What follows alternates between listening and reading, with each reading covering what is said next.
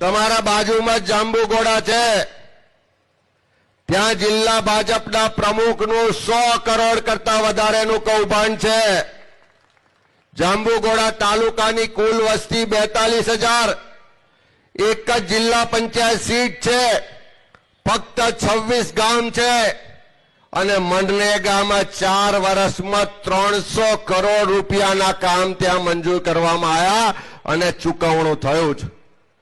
તમે વિચારો, 42,000ની વસ્તીમાં 4 વર્ષમાં ખાલી એક જ યોજનામાં 300 કરોડ વપરાય તો સોનાના નરિયાઈ નખાય કે નહીં?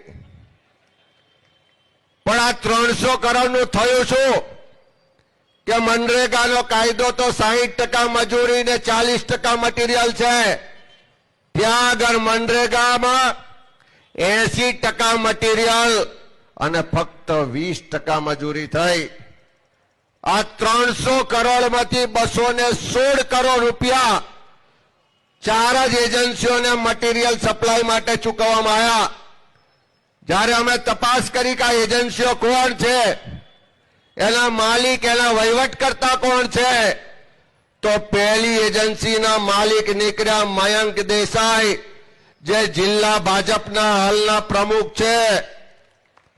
બીજી એજન્સીના માલિક નીકળ્યા એમના ધર્મપત્ની, કે ભાજપના જિલ્લા પંચાયતના પ્રમુખ હતા.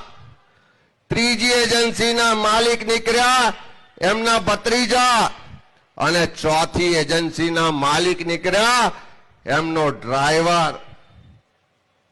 આ ભાજપના નેતાના પરિવારે એ જાંબુઘોડા તાલુકામાંથી 100 કરોડ કરતા વધારેનો ભ્રષ્ટાચાર કર્યો છે.